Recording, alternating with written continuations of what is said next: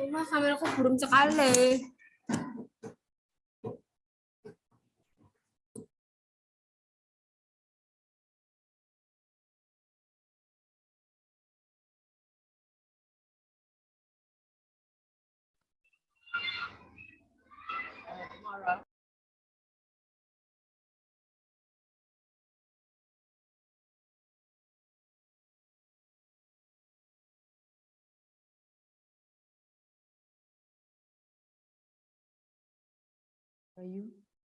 Gaji guru training tuh 500 tuh.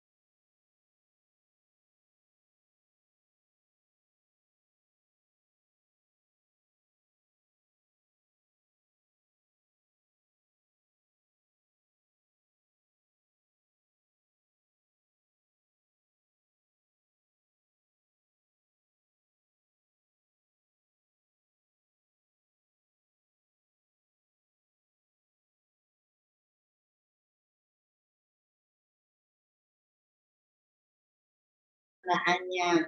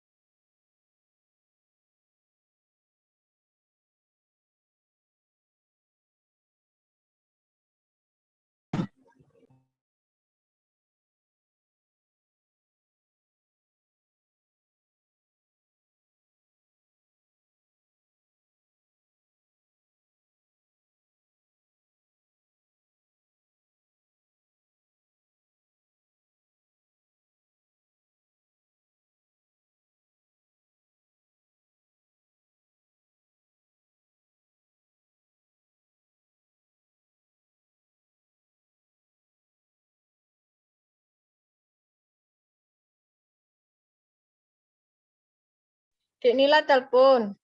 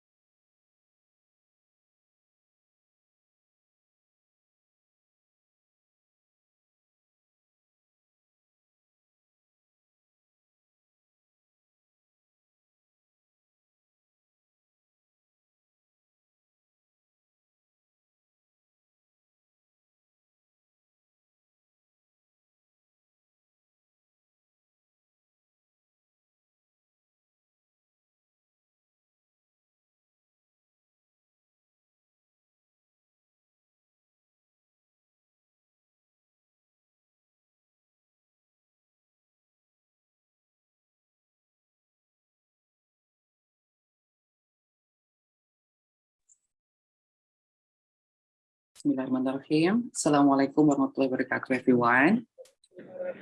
Waalaikumsalam warahmatullahi wabarakatuh. All right. First of all, let's check the audio. Yeah, am I audible, everyone? Is my voice clear? Yes, sir. Yes, sir. Yes, sir. Alhamdulillah. Well, thank you. Bismillahirrahmanirrahim.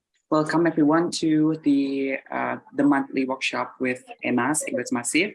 And today we still have the same speaker. I mean, like we have Miss Yannik, yeah, the same speaker as the last session. And if we,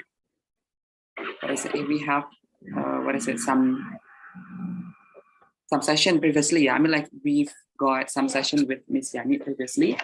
If I wasn't mistaken, the first session was about presenting your target language. The second session was about student-centered learning. And today's session will be the third. And Ms. Yannik will go with the topic of the use of L1 in class and authentic materials. But first of all, let me check if Ms. Yannik is in with us or not. Hello, Ms. Yannik. Good morning. Hello, good morning. All right, Ms. Yannik, my name is Dion, and everyone, I'm sorry, I forgot to introduce myself at the very first time. I am Mr. Dion, and I will be the host for today's session with Ms. Yannik. Welcome for the English Massive tutors and all the teachers of English in Kediri, from Kediri City. As I mentioned previously, that the last session was student-centered learning, and some of the teachers, especially the English Massive teachers, you have done your independent study, and that was checked already in the Google Classroom by Ms. Yannik. There are some rules, and I believe that you still remember all the rules that we have in this session with Ms. Yannik, as our monthly workshop rules are still remaining the same. Yeah, please, you are not allowed to open your mic or activate your mic while or during the session with Ms. Yannik. If you are told to do so, I would like to unmute your microphone in case you have questions or we open the Q&A session, then you will be allowed to activate or unmute your microphone. I believe without further ado, let's have the very beautiful workshop and the topic with Ms. Yannik. Ms. Yannik, time is yours. Thank you, Mr. Dion. Good morning, everyone. Good morning, Miss. Morning. Morning, Miss. Welcome back to our third session. I did have a wonderful time with you last meeting 2 weeks ago, and I hope today's topic will be more relevant to you because our topic will be more into how to incorporate the first language. In this case is Bahasa Indonesia or even Bahasa Jawa, right? In the English class. And the second is the use of authentic material, okay? As usual, our session will be interactive, so I will give a chance for some of you, unfortunately not all of you, but then some of you to share or to ask questions so that we all can learn from each other, okay? Please give me a few seconds to share the screen.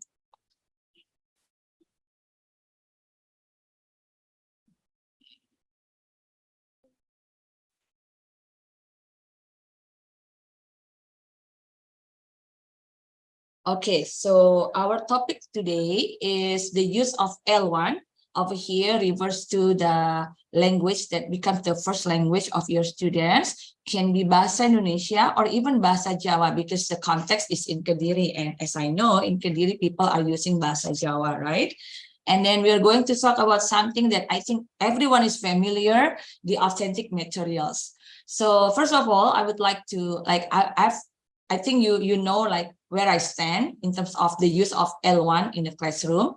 I'm the believer of direct method. Okay, so I minimize the use of L1 in the classroom. But then my context of teaching and your context of teaching is definitely different. And again, excuse me, can you please mute yourself?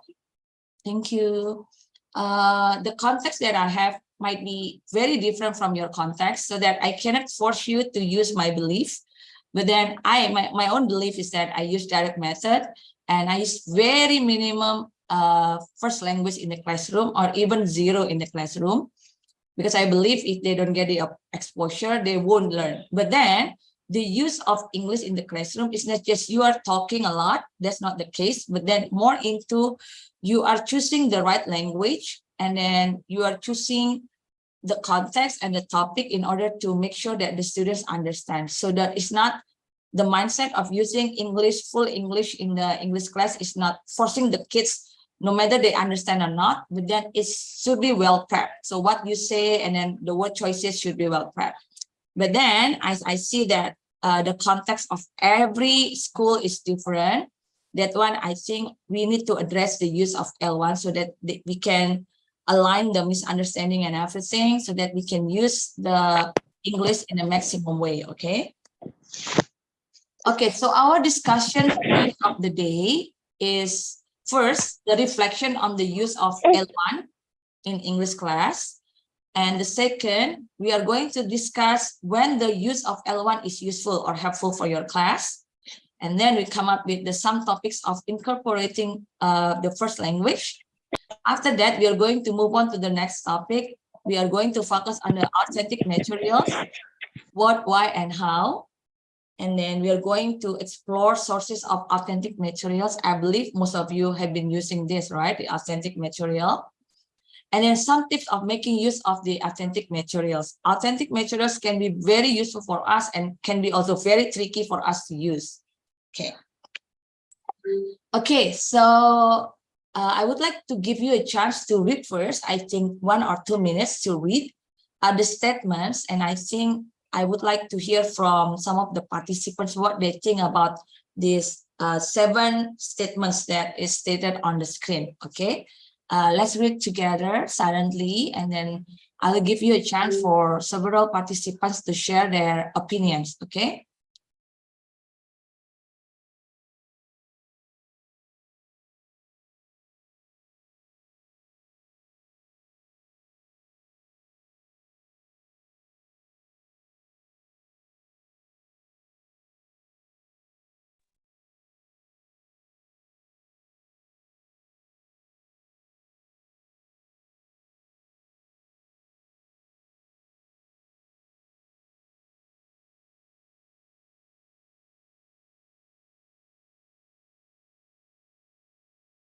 Okay, teachers, most of the, most of the materials that we are discussing about the L1 in the classroom is taken from the Penny or mini conference, because he's the one who is like very putting a good concern, or I mean, he's not the one against the use of full English or only believing in the use of first language, but that he's the one who's going to create a bridge, how to make sure that we can maximize the use of English in the classroom without disturbing the students' learning. So that's the thing why I'm choosing some of the materials from Penny Or. Penny Or is one of the experts in English teaching. Okay, I will pick some participants. Okay, Ibu Sunik from SD Gayam 1. Ibu? Ibu Sunik? Yeah. Yes, I'm here. Hi, Ibu. Which kind of statements or which number do you Sorry, Ibu? I have trouble in connecting to the internet. You are unable to respond clearly, Ibu?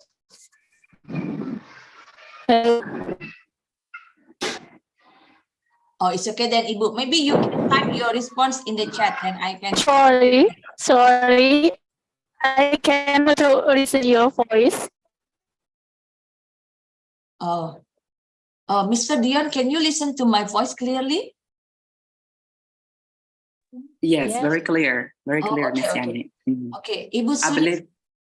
believe Miss Suni is having a trouble with the internet connection. for the Oh, moment. okay. So let's pick someone else, okay?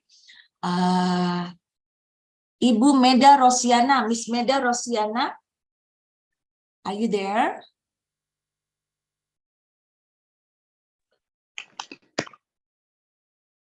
Miss Meda Rosiana?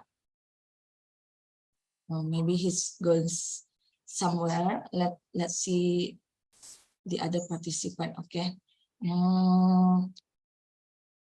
Bapak Muhammad Solikin from SDN Bujel 3, Bapak. Apa kabar, Pak? Alhamdulillah sehat. Panjenengan sehat nggih? Sehat, Pak. Oke, Bapak. Now you may choose one of the statements. Which one do you want to discuss further, Bapak?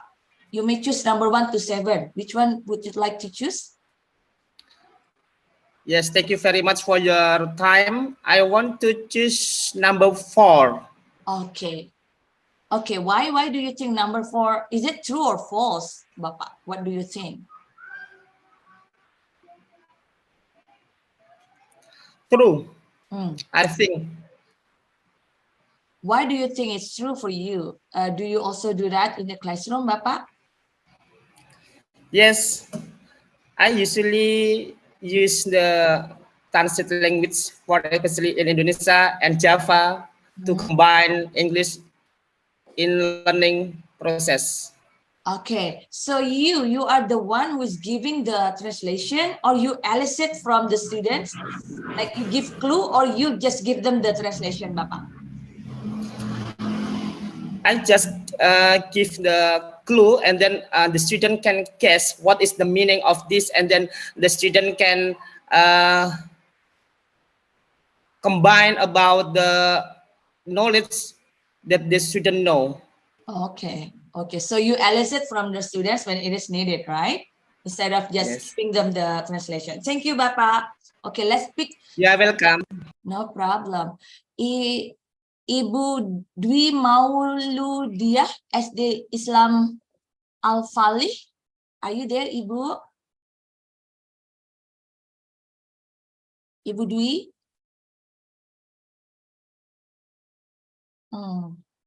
I think she's not around. Okay. What about Miss Laila from EMAS? Miss Laila, are you over there, Miss Laila? Miss Laila. Good morning. Hello, morning, Miss Laila. Miss Laila, the previous participant has chosen number 4. Can you choose other numbers instead of number 4 out of 1 to 7? Okay, I want to choose number 3.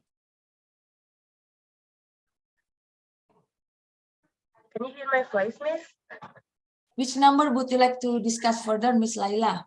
Number 3, Miss. Okay, number 3. Yeah. So is it true or false for you, Miss Laila? It's true for me.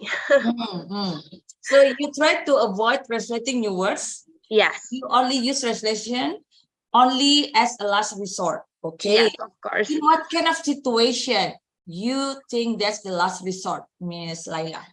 Yeah. Maybe when I give some instruction in the classroom, I want to try to give body gesture first, so they will try to guess what I want and what the instruction that I show to them. But some of the participants will guess and translate. Oh, do you think like this, Miss? So I don't give orally. Okay, the meaning is like blah blah blah. No, I just try to give body gesture, or maybe I repeat many times. Use another another basic instruction to make them easily understand what I mean. Okay. Okay. Is it tiring to be a teacher like that for you? Not really. Okay. Okay. That's good then. That's good. You try your best to make sure that they also get, what is it? Yeah. Encouraged to think by some clues. That's very good. Not the shortcut. Very good, Miss Laila. Yeah. Thank you for sharing, Miss Laila. Okay, anytime. Okay. I think one more participant to choose.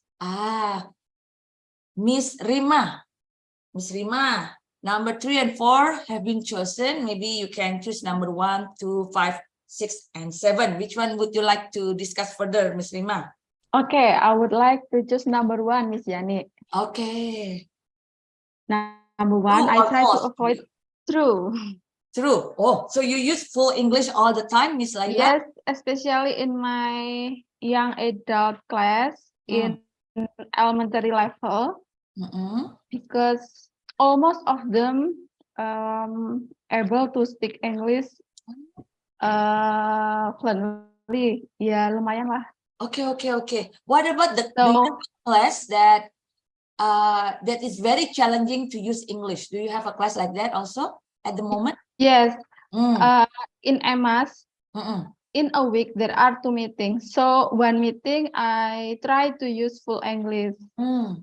So I ask them to speak English, although some students don't know, but I try to give them just like body gesture or for the other simple word, simple sentence, so they can understand what I mean. Oh, that's very good. It's quite troublesome for some people, but I want to know why you choose that way. Why, Miss Rima? Yeah, because some of the students ask me, Miss Yannik, why don't we try to use full English in one day, because there are 2 days in a week. So okay, just like apa ya, try to make group discussion. Oh, that's very good. So the student requested that way, right? Yeah. Very nice. Okay, that's very nice to know. Okay, okay, okay. Oh, I love it. Meaning like the students really want to learn in that case. Do you have any challenging classes that students are like clueless or students very passive while you are using full English or similar like that? Of course, Miss. So how do you overcome that issue, Miss Rima, so that we can learn from you too? Sometimes I ask them to ask to their friends, not ask to me.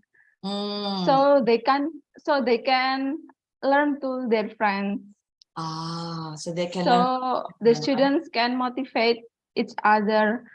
For the others can speak English fluently. Why I can't like that, Miss? Oh, that's very nice. That's a very interesting question, participant teachers. Miss Rima, you ask your kids to learn from each other, right? From the other students. What if you hear or you listen to your kids' explaining to other friends, but then they're explaining something wrong or wrongly? So how are you going to help them in that case, Miss Rima, without hurting the students' feeling?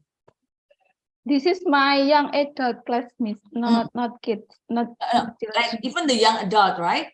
Have you ever found a case that the students are helping each other, but then when you hear, oh, the one who is helping is giving the wrong information. Have you ever experienced that thing?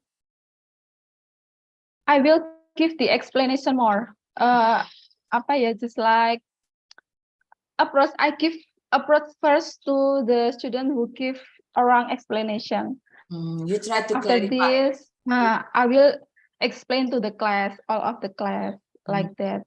Oh, okay, good. You give the approach to the certain students and then you explain to everyone to avoid misunderstanding, right? Okay, Yes. that's very good. Thank you, Miss Rima. Yeah, anytime, Miss Yannik. Okay, let's move on to the next one. Why cannot I move? Excuse me. Okay. So there is a statement like this, like, okay, wait, because if I use mother tongue all the time, okay, because sometimes people might think, and also me also taking this way, because if I use mother tongue in or L1, in this case is Bahasa Indonesia or Bahasa Jawa all the time, learners won't get enough exposure to English. So it's very minimum the way or how much they will learn the language. So, but then the constant use of English, like if you speak a lot of English, when a lot of time it is not being able to be understood or digested by the students, can be also a waste of time. That's why, as I mentioned earlier, yes, if you believe in or you would like to try the direct method or maximizing the use of English in your class, make sure the word choices that you choose and then the pace and also the strategy of delivering the lesson in English will be a very important factors, okay? So, but then if you keep on speaking English in your pace and then you are using some difficult vocabulary items, of course, the kids will be like clueless, really clueless, and then you are wasting your time. So that we have to be careful. If you really want to use English most of the time, but then you have to have strategies and then also the word choices and then also the pace. Depends on the level of the students and also the age of the students, okay? Because if you are just forcing certain method, but then without knowing whether they are going there or not, you are going to waste your time also, okay? Let's see.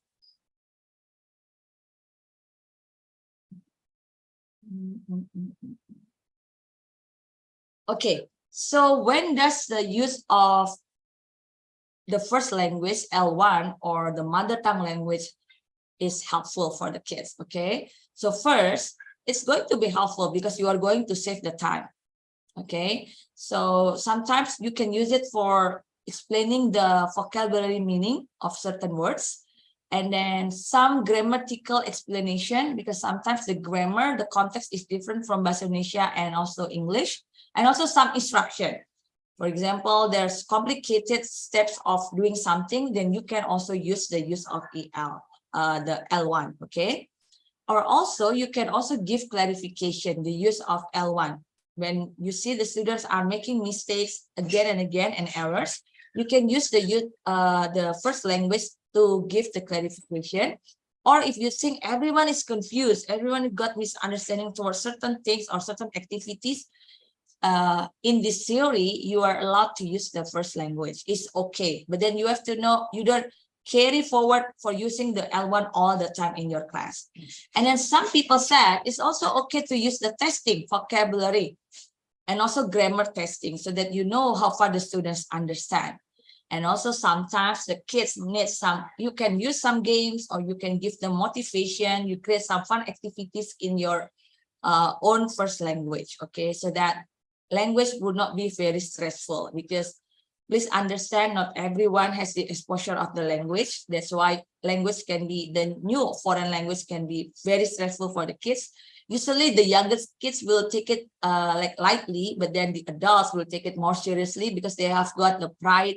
And then it's harder to learn, usually, not always, it's harder to learn the new language when you are already an adult, okay?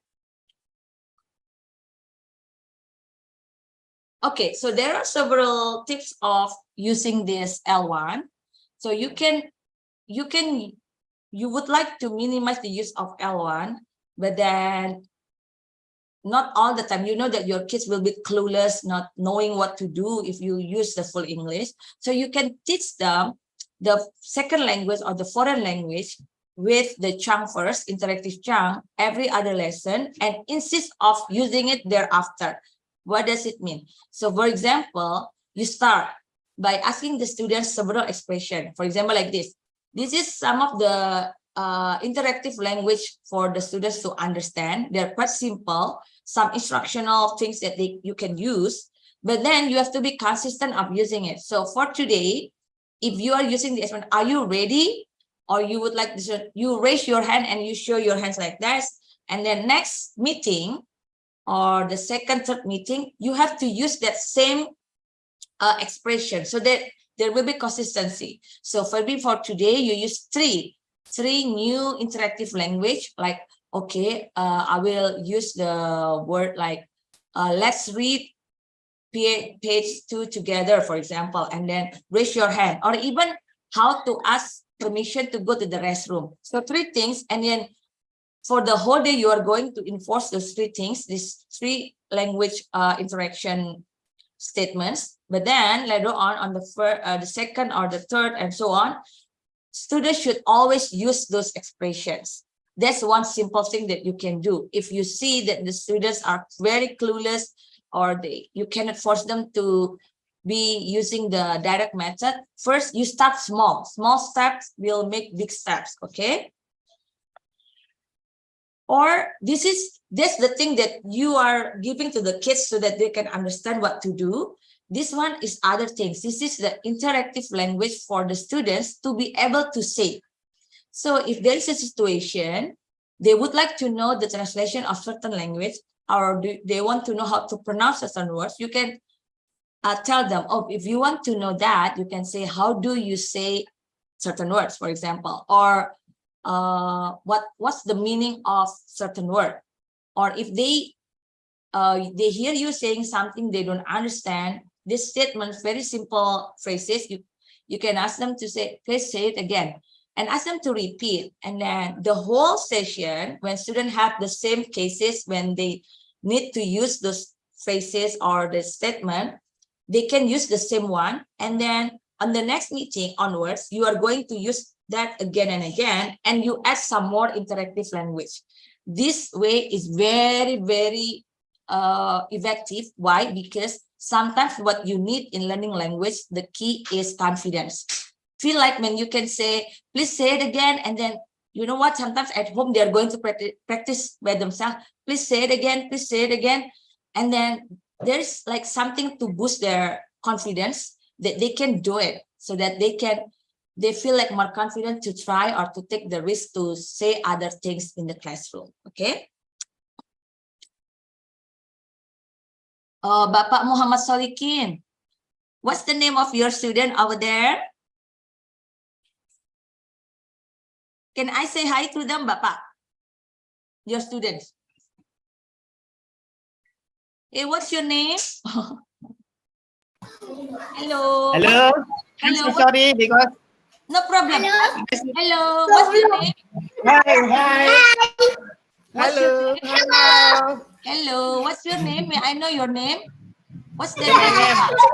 What's your name? Siapa namanya sampean? Aura. Hello. My name is Aura.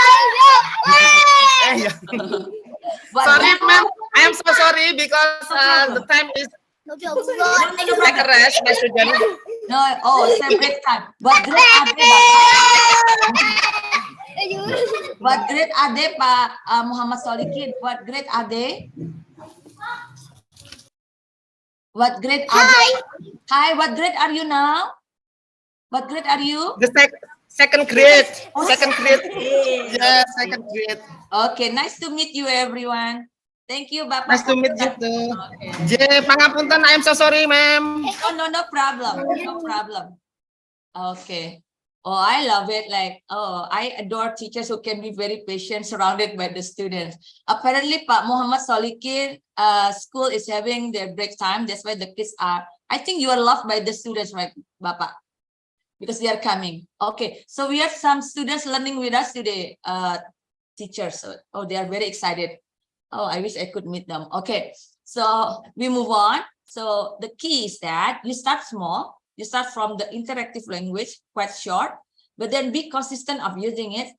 And then usually when the kids are able to use it, or the students are able to use it, it will boost their confidence and they're willing to try some more. Okay, so if you haven't tried anything, you can try this one.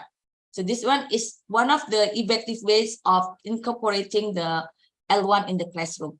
The thing is, always remember you are coming to a class for teaching English. So you start small first, little by little they will learn, and you will not imagine how far they can go later on. Okay. Okay. Tip number 2, encourage the students to use the English they know. Okay, I believe some students might know even just thank you, like Bapak Solikin student, they know hello. That's also the expression of the language. For me, I don't care how much they know, but then for me, I appreciate if they are willing to try, because learning a language is very risk-taking. So that like Pak Solikin student, when they say hello, for me, they are very brave. First, I'm a stranger and it's online, not their usual class. But then they are willing. So encourage the student to get to know what they know. You can do it through many activities. So you know how far they know expressions, they know the words. So you can work on it little by little from that start. Okay. The thing is, like the previous one, connected to the previous one, if you have taught a bit of interactive language, like the first and the second I showed you on the screen, you have to review to accept the equivalent in L1 because they have learned. So you have to maintain that consistency so that they will get it and grasp it, okay? And tip number 3, addressing individual needs. If you don't understand, raise your hand. So you see, explain in English, but you see tip number 2, right? Tell those who do not understand to raise their hands and go explain quietly in L1 to individuals afterwards. That's very good.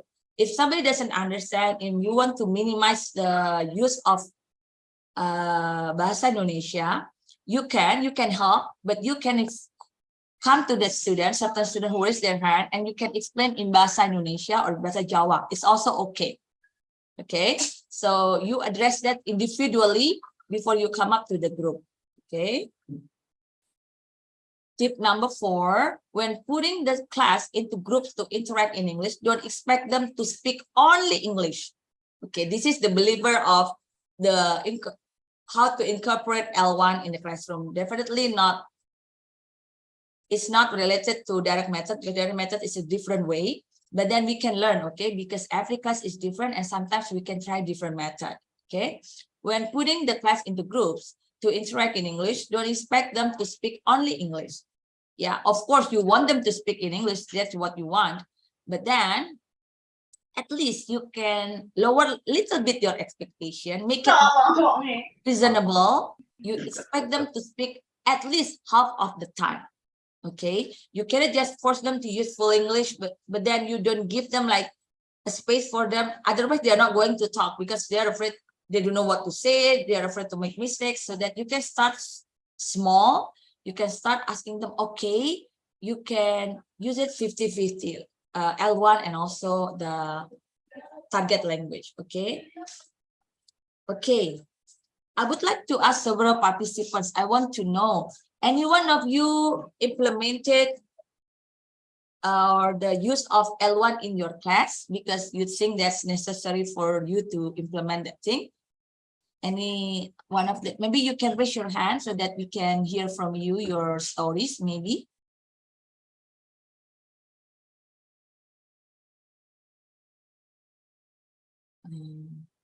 Miss Desinta, maybe you can share. Are you using L1 in your class, Miss Desinta? Sorry, you said that I usually use L1. Sometimes yeah. I use. You use yes, it? Sometimes I use it, Miss Yannik, but not. Yeah, I try to avoid the L1 in my class, but sometimes I also use Bahasa Indonesia to explain the rule of game that I'm gonna do with them. Oh, correct. Because sometimes is it quite difficult to them to understand what is it how to do the game, Miss Yannik. Oh, But that's for very good. sorry. Yes, that's very good because instructions is quite hard to digest even in our own first language. Yeah, yeah, Miss. I do agree with you, but I try to avoid bahasa Indonesia or Japanese to translate some new vocabulary. I usually, same with my tutor friend, I use my gesture, body gesture, and they can translate it by themselves. Miss. Oh, that's very good. That's very good. Instructions, like on the previous slides, it was mentioned that it's okay if it is needed to explain the instructions in L1, definitely, because otherwise they don't want to do what you are asking them to do, or they don't know what to do, right? That's the case. But then little by little, you add some English language in the instruction, like the keyword for them to learn. And then little by little, they will understand the full instruction. Okay, thank you, Miss Desinta. You're very welcome. Yes, Bapak Muhammad Sorikin, you raise your hand, Bapak. You would like to share something, Bapak? Yeah, thank you very much for the time, ma'am. Okay, tip 3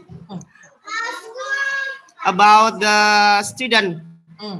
When I give the explanation about the students, sometimes I ask the student, do you understand? The answer is 10, like this. So oh man, apakah kamu mengerti? 10, masa jawabannya 10? Nah, gitu. Sampai to make he laugh sometimes. So, please continue, Bapak. Okay, the students sometimes are curious about the meaning, and then Pak itu artinya apa toh Pak? Pak artinya apa Pak? Okay, about the using gesture, it makes the important thing to explain the students. Yeah, and the teacher doesn't give directly the meaning, but sometimes use the gesture, and then about the student can guess what does it mean, like this. So that's good, Bapak. Bapak, may I know? For example, after there is a story from Bapak Muhammad Salihin, right? You ask the student, do you understand? And they answer, they responded, then. Okay, and then you yes, right? Oh, yes. That's not the way it works. And then do they do it again? Do they do it again? Like on the next meeting, saying 10 after you say, do you understand? After you correct them. So the student can, okay, I understood. Okay, alhamdulillah. But some of them still use 10 like this, ma'am. Yes. Even after you correct them, maybe you can give them short one. Do you understand? Yes, I do. Or no, I don't. And be persistent of doing that. Okay, even a small yes, I do is very important for the students too. By the way, I'm very happy. Like you are even still willing to participate in this session. I mean, like you are willing to share. You raise your hand, despite of the situation of your student, despite their very vibrant situation behind you. Thank you, Bapak. I really appreciate that one. Thank you, Pak. Thank you. I'm so sorry. Thank you. I'm so sorry. Okay, no problem. Okay, let's continue to the next one. Thank you, Bapak Muhammad Solikin. So next one, we are going to move on to the next one. Is authentic materials.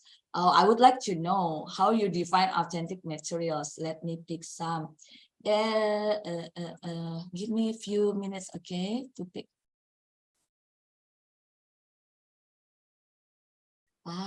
Mr. Ajang, are you over there, Mr. Ajang Supriyono? Yes, I'm here, Okay. Miss. Mr. Ajang, how do you define authentic material, Mr. Ajang, as an English teacher?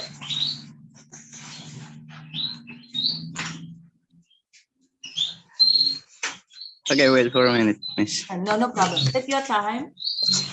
No. I try to find the best place. No problem, no problem. Take your time.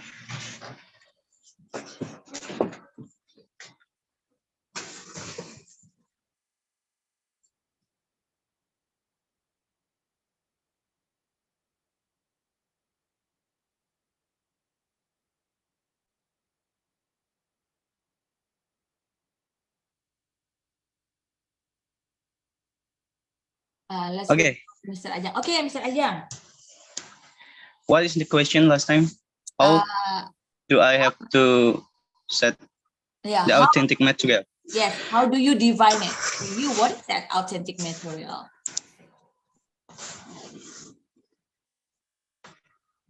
Okay. Be honest. Actually, I'm not sure that I understand about how to set authentic material. Can you explain it clearly, or maybe just in a small way, Miss? Okay. Like when you are teaching, I just want to give a clue. I think you know, maybe just the terms, right? You are not familiar. When you are teaching, you are using teaching materials, right? Yes. You can use books, you can use flashcard, you use some toys maybe, or you are using sources like from movies, from songs. Which one do you think is very authentic? The key for authentic material is that the materials are not intended for learning, actually. It's intended for the native speaker.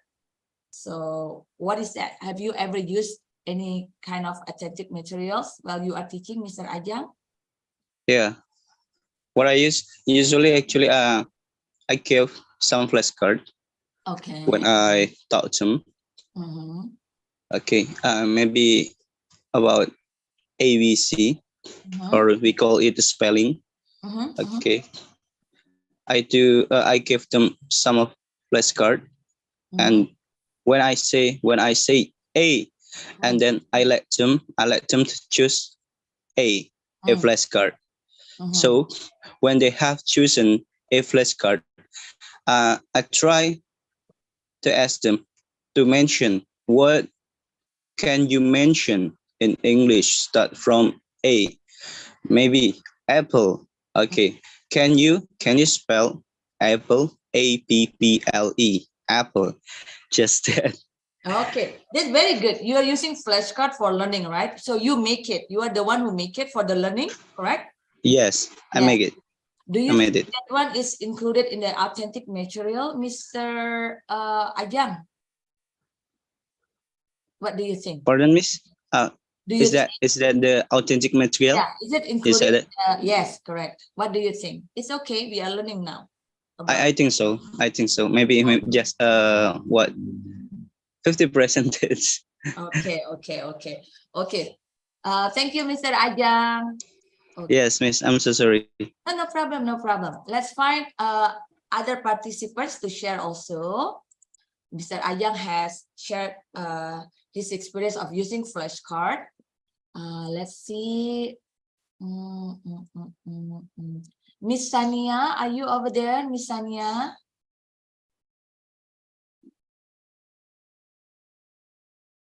Miss Sania, I don't think she's available. What if Ibu Tri, SDN Singonegaran 3. Ibu Tri, are you over there, Ibu?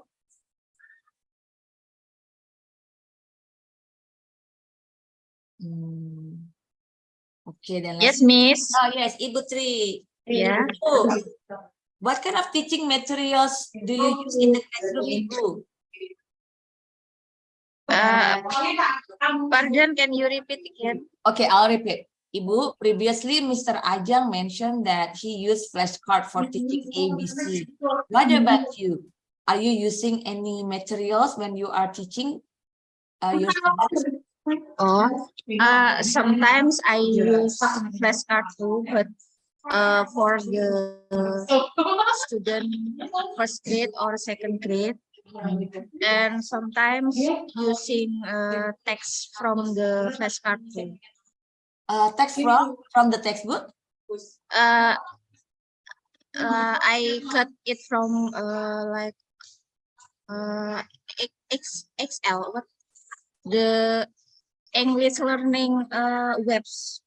Oh, you got it from the learning websites, Ibu? Yes. Okay.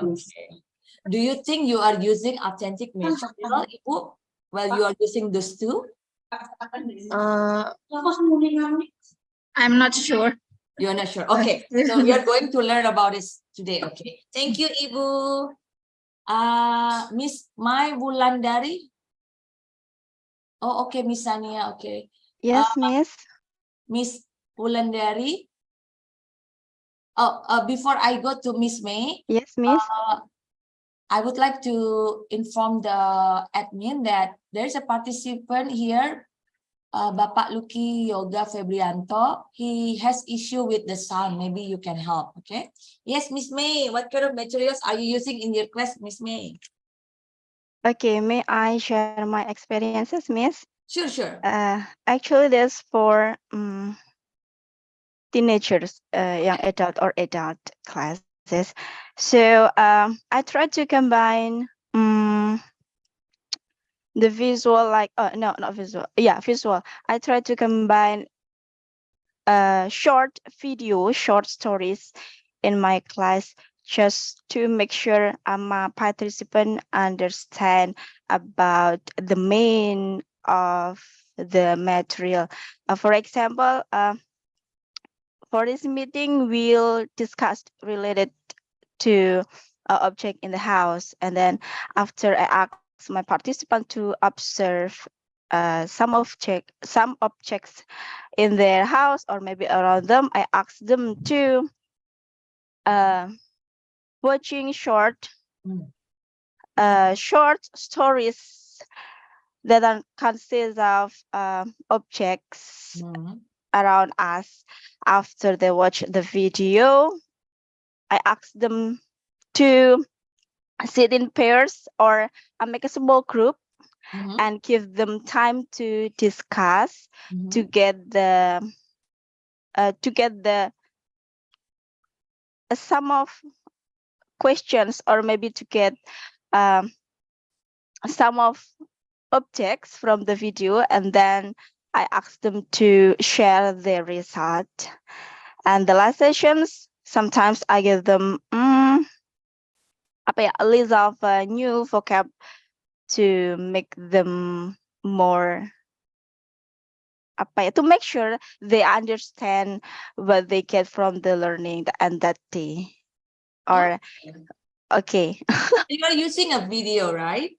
Yeah. Okay. Do you think the video that you are showing to the student is authentic material? Yes, because I take a story for from the online website like English British Council. That's not Indonesian's video. Okay.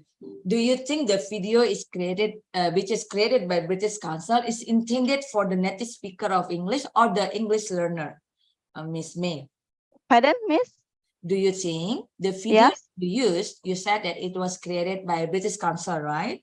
Yes. Think that video is being watched by the kids in UK or in other English-speaking countries, or only by the learners of English? What do you think, Miss May?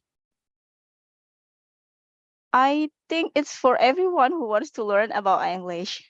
Okay. So do you think that one is authentic material? I think. Okay. That's a good thing. So thank you, Miss May. Oh, yeah. Given us very Thank you so much. Thank you. Thank you. So teachers, authentic materials actually is the sources like video, movie, songs that are intended for the people of English speakers, right? If you watch a movie like, what's the last one? Yeah, like movie in the theater, that's authentic materials. If you listen to BBC radio podcast, which the UK people or English-speaking countries people are listen to that thing regularly, that's authentic material. So authentic materials are the materials which are not intended for learning. That's the key. Okay, so when you decide, oh, this is authentic or non-authentic material, is the material being used in a context of the people, the society in English-speaking countries, or for learning. So like Miss May mentioned, the video is created by British Council. As we know, British Council is one of the websites for learning. Though it is in English, it is created for English learner. Okay, but then if you are watching like some movies, on the TV or movies in the theater, that's authentic materials. If you are reading magazine in English, that's authentic materials because that's for people of English speakers, not for the learning. So authentic material meaning that the materials are intended for the English speakers society. Okay, but then what we are using most of the time in the classroom is non-authentic and definitely is okay. It means you, for example, you are creating flashcards for them to learn. It means it's non-authentic materials. You are creating story for them to learn English. That's non-authentic material. But then if you take the story from newspaper or for storybooks, which is intended for the speaker of English, that's authentic materials. So different, okay? If you're creating video or you take a video created for learning English, that's non-authentic materials and totally fine of using it. It's easier, Bapak Ibu, to use it because they know the objective clearly. But then if you use video or songs that people in UK, in US, they are watching it or they listen to it, of course, it's harder for us to use it. You have to listen to the sources first, you pay attention, and then you think, how am I going to incorporate these authentic materials to my students? Because authentic materials are quite challenging to adapt to our needs. First, the pronunciation must be in their pace, right? If you compare the movies and also the movies for learning and the real movies on the theater, it's going to be different, the pace of talking and so pronunciation and the word choices, okay? But then authentic material can be very useful because the students will get the exposure of how English is being used in the real context. I mean, in the world of the people speaking English daily, okay? But then we have to pick that very carefully. Okay, let's move on to the next.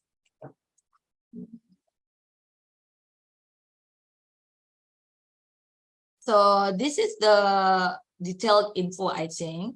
So authentic materials provide real life examples of how language actually used in everyday situations. So movies, songs, newspaper, even a package of noodle. If you see the noodle, have how to cook a noodle. It's also authentic material. At the back of the package, you have the how to cook the noodle or the pasta. That's authentic material. Why? Because it's intended for the people, the usual people who can speak English, right? But then it's not intended, created for learning, actually. But then you can use it, okay? So authentic materials is actually the materials like sources or medias that the people are using in the daily life, the English speakers. But then there are also challenges and also something tricky about the authentic materials, but then it's going to be helpful. That's why we have to be careful when we are using authentic materials. Whereas when you are using non-authentic materials, it's quite easier because it is intended for the learning, like textbook, flashcard, even the video for learning created by British Council or created by teachers, or if you take stories from learning website, that's non-authentic material and totally fine to use it. It's easier to use because you don't have to screen the language and then the choices of words and everything, so that it's easier for teachers to use. But then sometimes the nature of the language is not being delivered naturally because sometimes that's not the way they express themselves, okay? Using authentic materials can expose students to language beyond the classroom. So they will learn how people are using the language. Maybe you've been learning English for many years, but then once you are in the middle of New York City, suddenly you feel like, do I understand what they are talking about? Because the pace is different, the word choices is different. If you go to the way they say, like you want to, for example, if you're ordering food, you want to go or take away or something like that. Because in UK it's different, in Australia it's different. That's the authentic materials that they can learn. That's why usually students who learn English through music, through movies, usually they understand context easier, though maybe they are struggling with the grammar, but then they got the sense of the language better, okay? So that you can prepare the student for real life situations when they are really like, they don't have no one else and they have to be using English all the time. authentic materials can be very helpful. So they get used to the exposure of the use of English in the natural way. But then it can be a bit challenging for us to pick and to adapt. But then we need to try, okay? Because the kids also need to hear the authentic materials that give them the exposure of the natural way of the language use. Okay, to communicate meaning and information, and that they are produced for real communication rather than to teach language. Okay, so if you are teaching English through watching Spider-Man movie with English video created by British Council or created by other learning websites, it's different, because who's going to watch Spider-Man? Everyone who understands English will watch Spider-Man. In that case, they will learn a lot of expressions, slangs, and also way of addressing someone or something will be a bit different. Okay, so the learning content comes from a genuine source. Okay. Ibu, can you mute yourself, Ibu? Ibu, can you please mute yourself? Okay, so the learning content of the authentic materials come from genuine source like news outlet, okay, podcast, video, can be from magazine, even from storybooks. If it is intended for the speaker of English, that's authentic materials. If it is intended for the learners of the language, it's non-authentic materials. And both can be useful, can be also tricky, okay? So the teacher develops questions, activities, or projects around the authentic materials graded to the level of their students. So you with the use of the authentic materials, you have to be able to screen first. You have to review first before you are using it to the students. It's more challenging in terms of preparation and strategies compared to the ready use for non-authentic material. Both are useful, both are okay, but sometimes we need to take a challenge of using the authentic material, but make sure you choose the correct one for your students, okay? So first that might come to our mind is that what kind of authentic materials have you used? And then some of you have shared before, and I think we need to challenge ourselves sometimes to, or later on I will share some movies or songs that you can use for your students, or movie or songs that might be useful for me, but I don't know, but something that useful for me might not be very interesting for your students because they are very young, right? I'm already old, but then maybe you can, because the thing is sometimes the kids love some things, the students love some popular songs, but then the content of the song actually are not appropriate for a school context. So we have to be careful and that thing, okay? So this one, the list of things, possible things that you can use for your authentic materials. You can choose newspaper.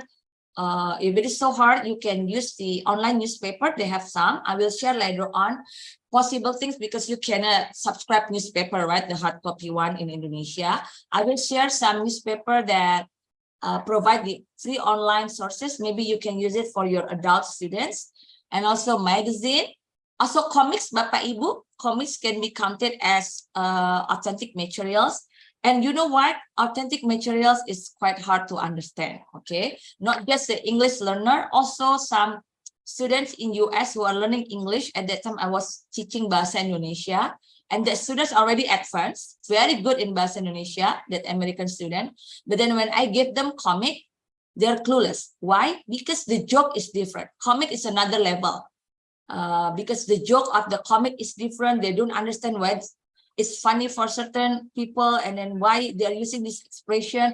But then I give them those authentic materials because I want them to know, and I usually explain why it's funny for certain things and then the meaning of certain expressions, and then they learn something, because I would like my students at that time learning Indonesian culture and also learning something in natural way also. But then I picked the, actually the comic was Benny and Micha. If you ever heard that comic, it's in Bahasa Indonesia. I was teaching my advanced students in Bahasa Indonesia at that time. but still for them it's so hard. That's why authentic material can be very interesting to use, but then also very tricky. Okay. And then you can revert to social media posts like Instagram or other social media outlets. As in movies, songs or movies, you have to select very carefully because our culture and their culture is quite different. And usually the songs that we are singing is not as appropriate as we sing. Maybe the melody is nice, but then actually the content is quite wild in a way. That's why you have to also understand the content, not just choosing a song which is popular without knowing the meaning. Because sometimes like if you choose songs from Blink-182, for example, or even from Lady Gaga or some other musicians, right? Actually, the content of the song is quite wild and it's not appropriate for the students in the school context. But then they love it, but I don't think we can use it. That's why you have to be very careful with songs or movie that you are going to share. Make sure, that's why I told you to always review it first and try to understand what you are going to share. Otherwise, there will be issues like parents might think you are teaching their students something which is not appropriate for their age. So we have to be careful, okay? The poems also, if you really love to have figurative language, you can try this one. But then it's also hard for the advanced students. I advise this because poems, even for the English speakers, can be a bit challenging. TV shows, you can try. There are a lot of YouTube shows, even YouTube shows, okay? Some YouTube channels. If it's intended for the people, then the usual people out there to watch, that's authentic material. But then if that's for English learning, it means non-authentic materials, okay? TV shows, even if you go to the restaurant menu, you see the menu in English, you can take a picture of it. You ask permission to the restaurant owner or the manager, you take a picture of it. And sometimes now it's easier because in social media, some of the restaurants, they are using, they are posting on their highlights the restaurant menu, and you can take that one too, okay, for the learning. So students will understand a lot of new terms, like sometimes the way when it comes to food and cooking, restaurant menu is very useful.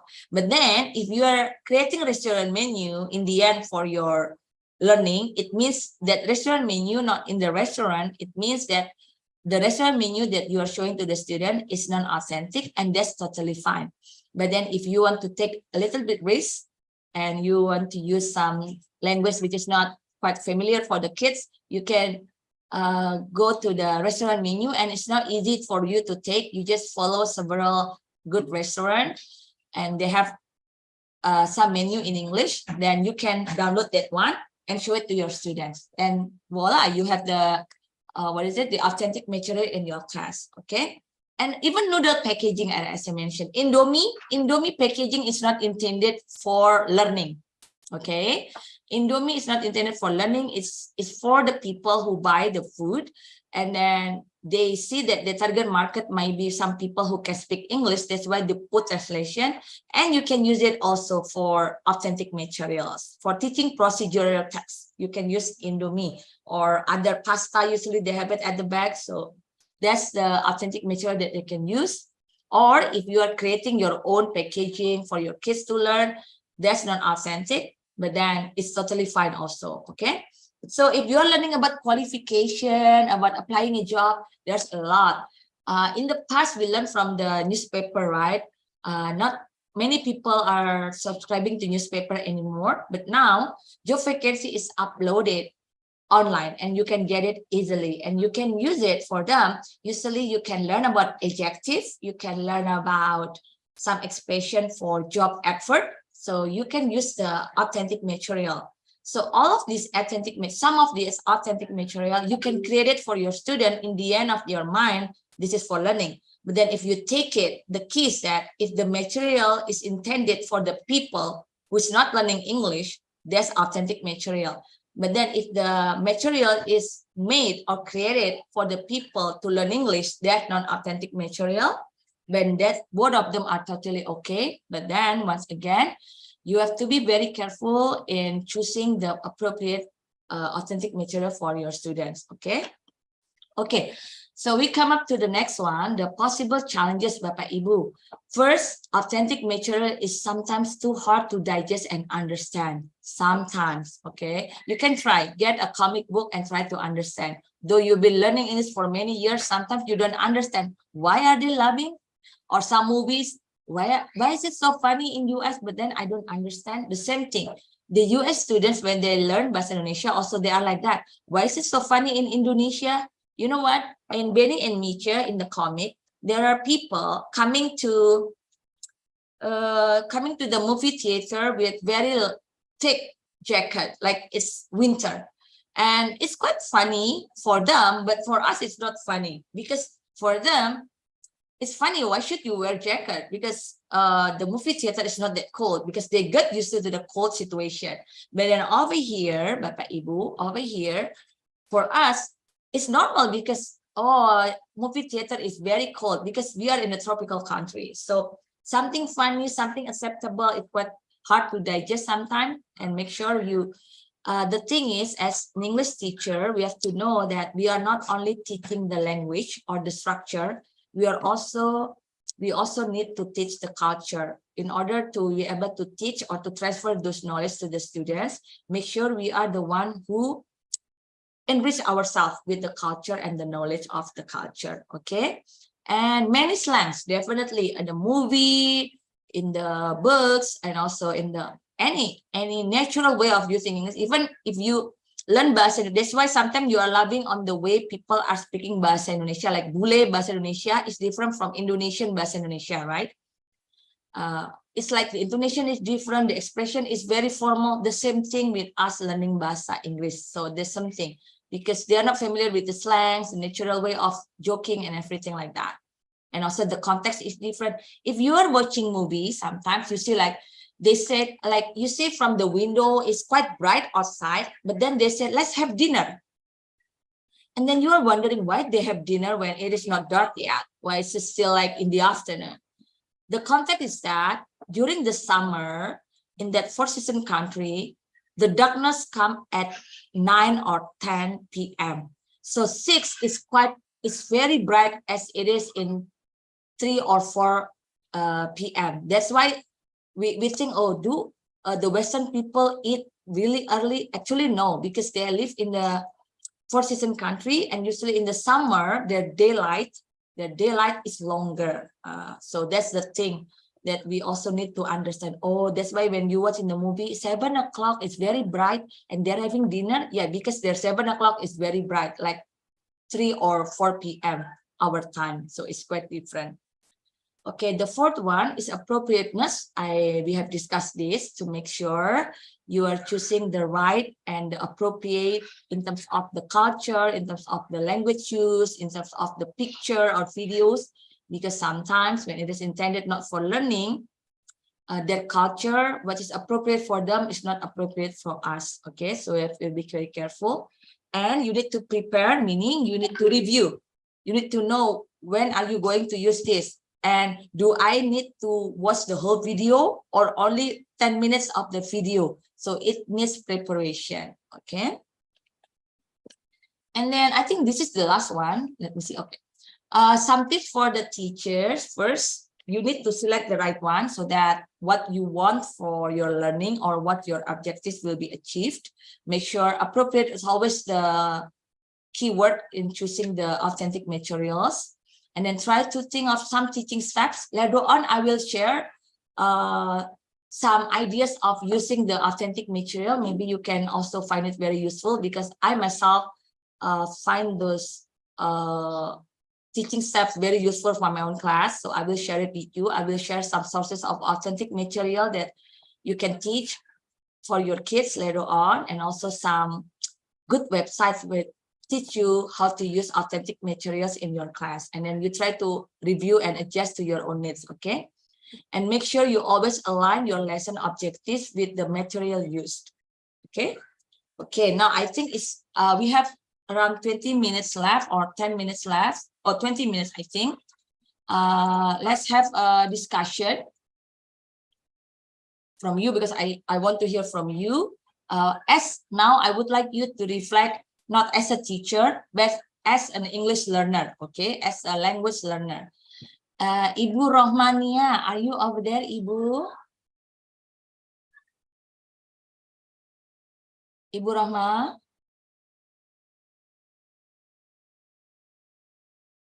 Okay, I think Ibu Rohmania is going somewhere. Well, I think she is currently unable because of the, again, connection. Oh, okay, okay. Oh, since Pak Ajang is raising the hand and helping me, Pak Ajang, how did you learn English, Pak Ajang, as an English learner? Yeah, actually, I raised my hand. I just want to clarify what I said last time when I gave them flashcard. Yeah. Sure. I think I've just got the point, because what I said last time, that was no authentic material that I gave, but in authentic material, actually, maybe some of us, or just me, that that who hasn't understood about this material. Sometimes we have applied kind of method of teaching.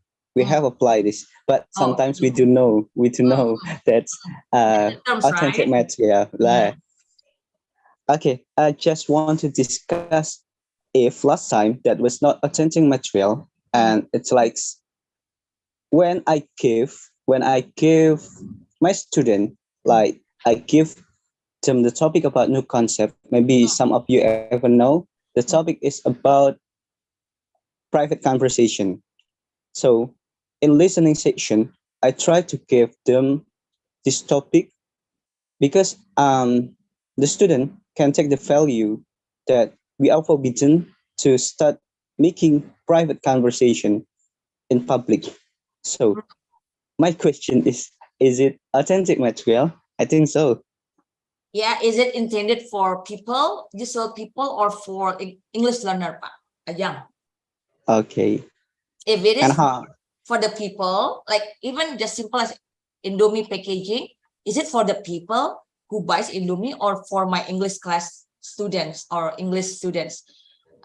So just use the hook from Indomie packaging. It's easier because we think Indomie is our own, using our own brand, Indonesian brand, but then actually that's authentic material for teaching procedural text. Yeah. Okay. The point is about we try to lead them if they are in the situation that we have said, right, Miss? Yes. By taking the example, talking about job. So I ever give them when I give some adjectives and we did interview session, and I asked them, okay, imagine if right now you were in 23 years old and your parents can support your financial aid, and you can you are failed to reach your dream job actually. So what do you do? What is your plan? Okay, so can it be called authentic material, Miss? The activity is contextualized. The activity is useful for them because you give them situation and then you want them to use the language in order to come to the situation. So that's contextualized activity. Now I would like to know more. Did you show them job vacancy from the newspaper using English or not at that time? Job vacancy. I gave them some of adjectives. The job vacancy, like you cut it from the newspaper or you got it from the website. Did you give it to the kids or not? No, I gave them video. Okay, so the thing, Pak Ajang, what you are doing is contextualized learning. So you don't ask them just to learn adjective by memorizing, but then you give them situation so that you're going to use the target language. If you would like to incorporate the, what is it? You would like them to give them the context and then you want to use authentic material, you can give them the job vacancy. Nowadays, you can get it easily in the online websites. if you know that, oh, this job vacancy for people looking for jobs, for example, LinkedIn, right? From LinkedIn, you post it and ask them to analyze what kind of job, the requirement and everything. That one you are using both authentic materials in the contextualized teaching, Pak Ajang. Okay, I got it, Miss. Okay. Pak Ajang, I would like to know, how do you learn English? Through what? I learn English. What? Maybe a little bit confused if I explain how do I learn English. I learn English from watching video actually, but I learn English. I like reading some of books to learn English. Yeah, maybe reading some expressions or memorizing expression, but I think that's not the best way to learn English, because yeah, the best way, how do I learn English actually? I will take or get the vocabulary, new vocabulary when I need it. By taking the example, if I want to make story, WhatsApp story, okay, just directly I find in dictionary what vocabulary that I haven't known, just that. Because sometimes if we have memorized, we can forget it. Okay, that's good. That's good. You want to make sure that you track the vocabulary that you are learning, right?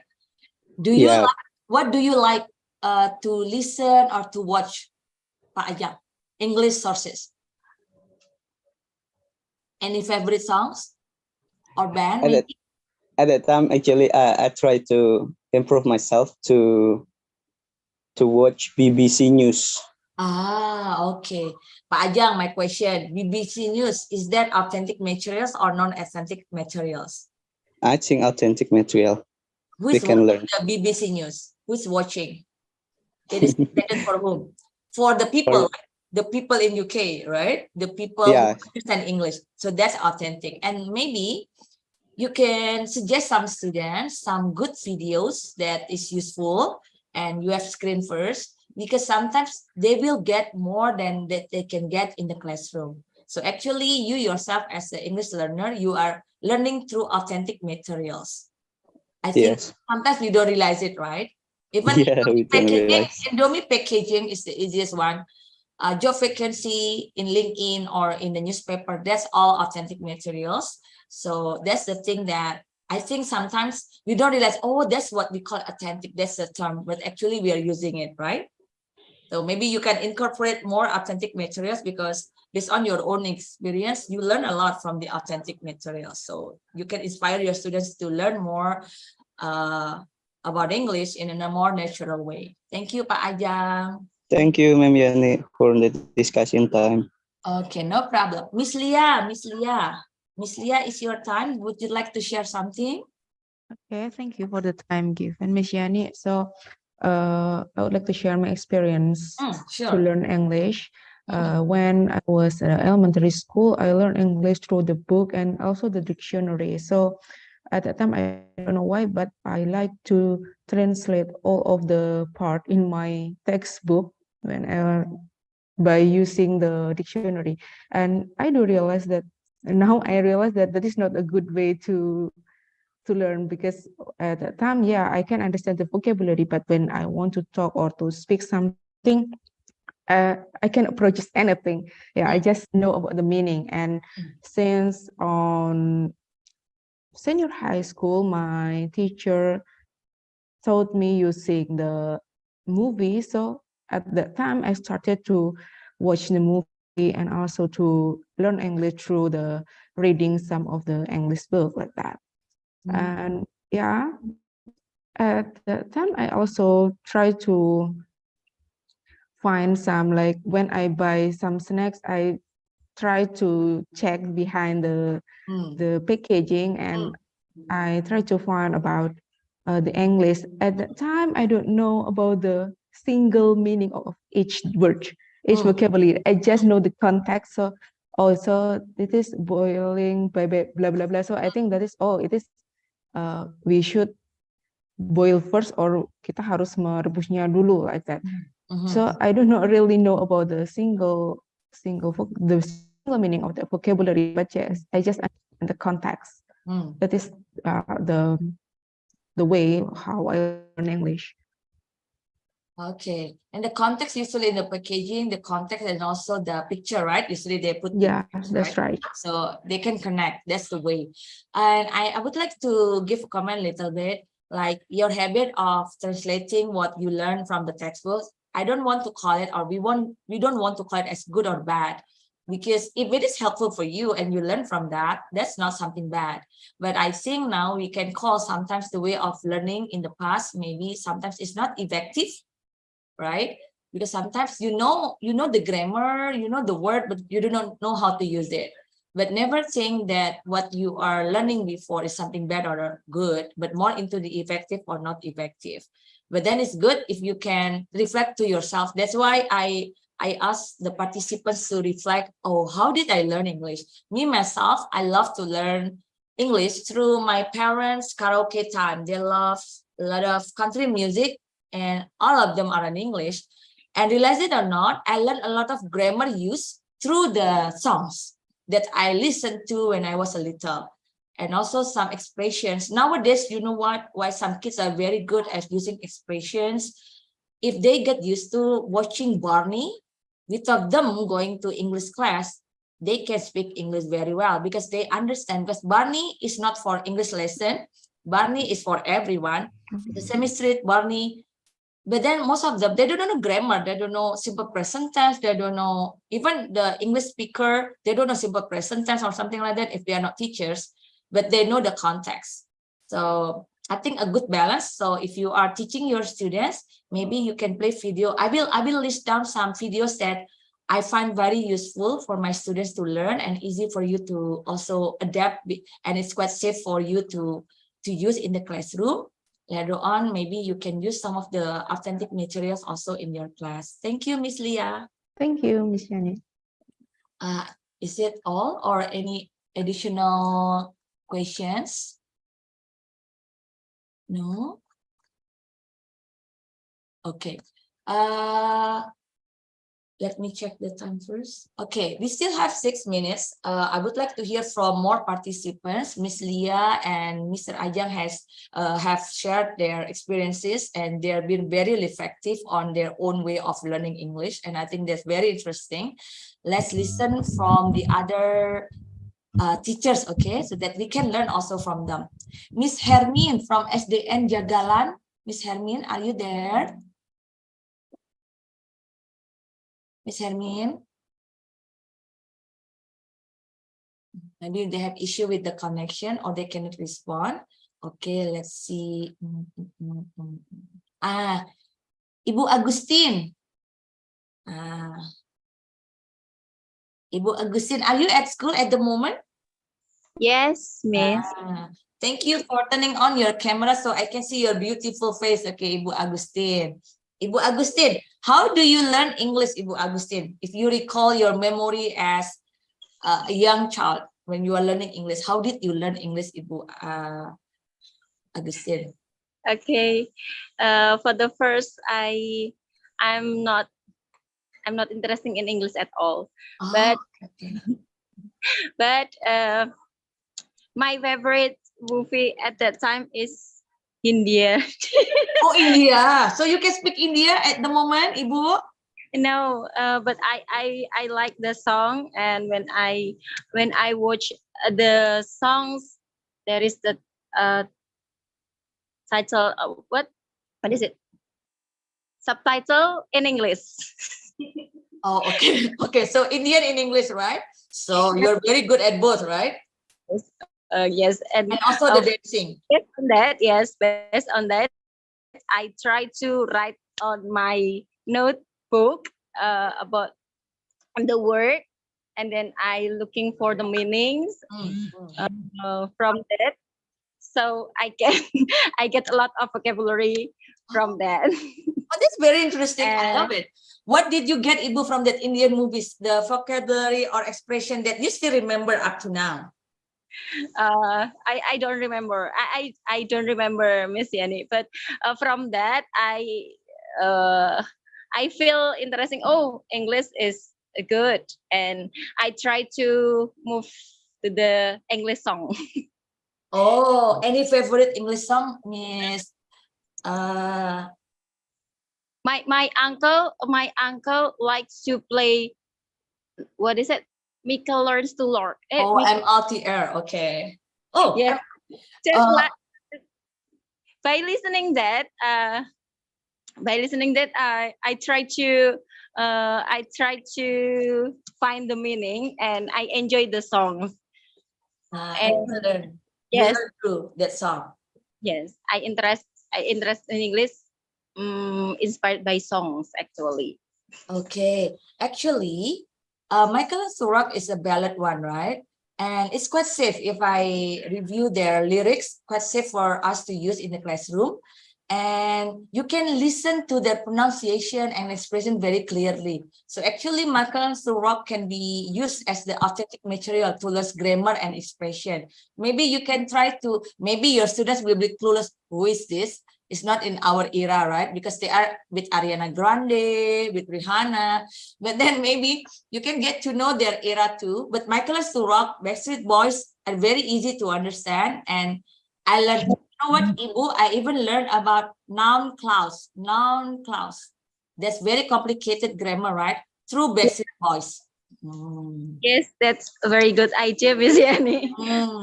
So you can use it, Ibu. Yes, as authentic materials, yes. Yes, that's the authentic material, but make sure you read the lyrics first, try to understand, because sometimes the one which is nice to listen is not appropriate for the class. You can try to find, it's quite tricky with Lady Gaga and other lyrics sometimes, even some lyrics when I now really pay attention, oh my goodness, this is not the lyrics for teenagers actually, but then you can try to find out. But Michael Surak is quite safe for the class. Yes, you're right. Though maybe your student will be clueless, who is this Michael Surak, right? But maybe they get to know Michael Surak, the Beatles, maybe they get to know. So you need to screen first, you need to review everything and make sure the lyrics or the video content is quite safe for the students to watch or to learn. Okay, thank you. Oh, I'm very interesting of one of the participants' name. Ibu Wendy Rosemary. Is that your real name, Ibu? Ibu Wendy. I love your name. Ibu Wendy, SDN, blah, blah. Wait. Ibu Wendy, can you hear me or respond? Yes, ma'am. Ibu Wendy, is that your full name, Ibu Wendy Rosemary? Yes, my full name is Wendy Rosemary. Oh, that's very nice. Okay. Because Wendy reminds me of red velvet. Okay, Ibu Wendy. What do you like to use when you are learning English? Is it movies, songs, or maybe books that you used to learn English in the past, Ibu Wendy? Yes, something I teach a student with the book and something with play or songs. You yourself as a learner, when you are still a student, what do you like to use, Ibu Wendy?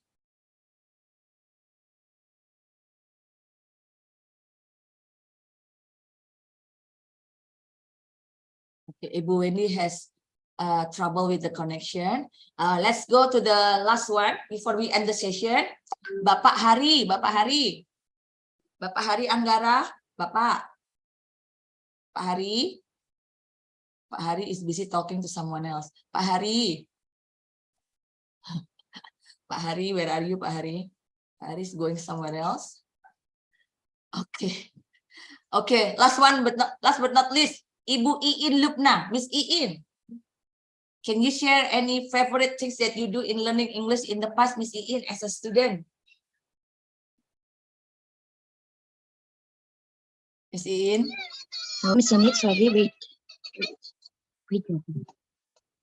Can you repeat your question? Yes, Miss Iin, can you share with us your favorite movies or songs that you used to learn English in the past as a student, Miss Iin? Okay, I think when I was in senior high school, I like movie about Demi Lovato and Jonas Brother. Oh, Because of that movie, I like to learn English. oh, really? What do you still remember any expressions or any language like vocabulary that you get from the movie? Maybe about the song, Ah, Demi Lovato's song, which yes. Hmm. But for English lesson, actually, I always get a bad score. I don't know, but I like the movie.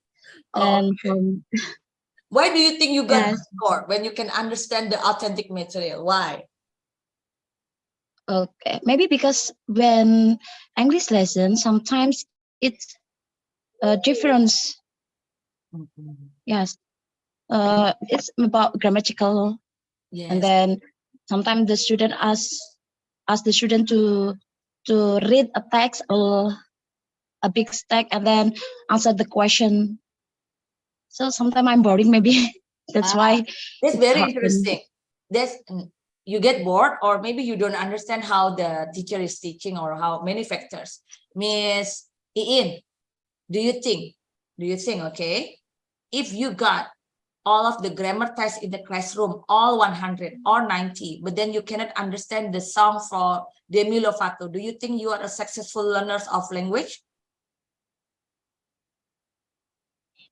Sorry, your voice. I cannot hear your voice clearly, Miss. Okay, Miss Iin, like you said, like you get bad scores, right, in your English test, but then you understand and enjoy Demi Lovato songs, correct? Now my question is like this: what if there is a student who can understand or maybe can get good grades in answering all of the tests in the school, but at the end they don't even understand the meaning of certain songs or movies? Do you think that's a successful English learner for you, Miss Iin?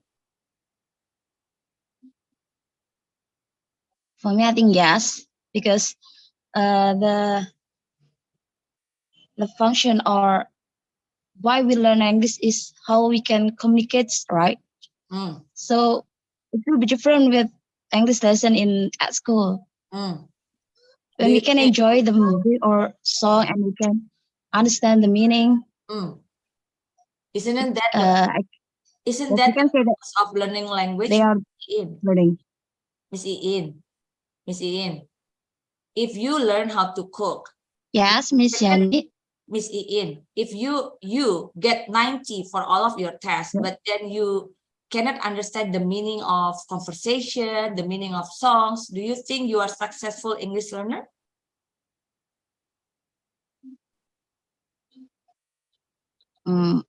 Half maybe, yes. Yes, maybe you are successful. I can get a good spot. So I think, coming back to your own experience, you are saying that you can understand the meaning of Demi Lovato, and then you mentioned that you love it. You can get related to the song, meaning you try your best to understand, but then you get problems with the classroom test. So as teachers, it's a wake-up call for everyone. Is that what's the purpose of teaching? Is it for them to use the language later on when they need one, to understand the context or in a conversational situation, or just to answer the test? That's the story from Miss Iin, is a wake-up call for everyone. What's the purpose of you teaching? Is it for the test or for them to be able to use and to understand the language that they are learning? So Miss Iin, thank you for sharing very interesting insights from your side. I believe we can learn from that thing, so that, for example, Bapak Ibu, if you are teaching maths, they are very good at answering all of your questions. But then when you ask them to go shopping and count the money from their shopping, the change and everything, they cannot. Do you think they are successful mathematics learner? I don't think so. That's why we have to keep a balance of the theory and the use of the language or the subject that we are teaching. So I think that's the end of our session today. I will share some useful links for you later on about authentic materials, like the sources and some tips or teaching steps of using authentic materials. Maybe it can be useful for you and you can adjust to your own class. I think that's all for today, Mr. Dion. Thank you everyone for attending today's session. I did have a wonderful time. Yes, Mr. Dion, over to you. Yeah, thank you very much, Miss Yannik. Yeah, wow, it was kind of like insightful moment. Yeah, this third session of the monthly workshop of English Massive.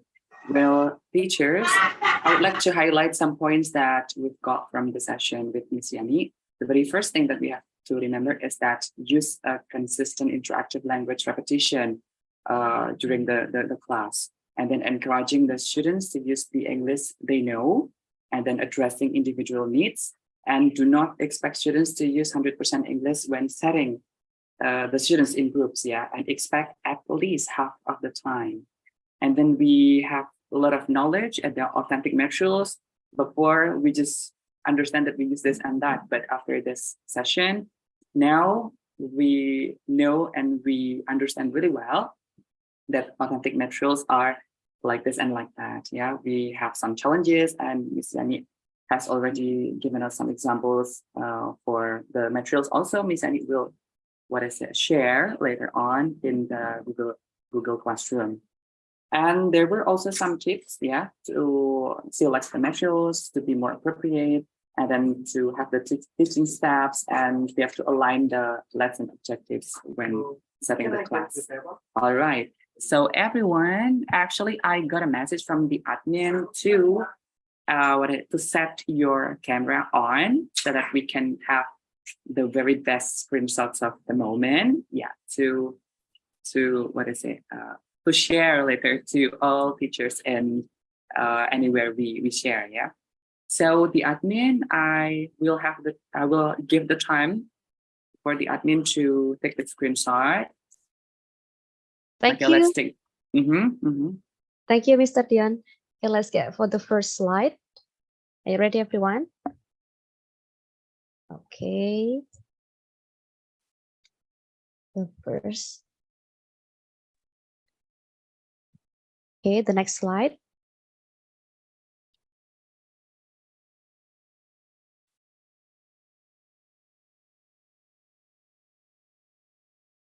And the last slide. Oh.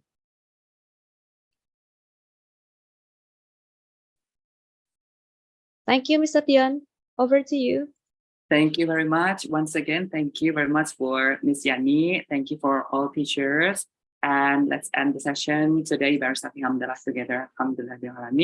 And we hope to see Ms. Yannik in the next session with English Massive and all teachers from Kediri. Thank you very much. Have a great day. Assalamualaikum warahmatullahi wabarakatuh. Bye. Waalaikumsalam warahmatullahi wabarakatuh. Bye. Thank you. Thank you. Thank you. Alhamdulillah.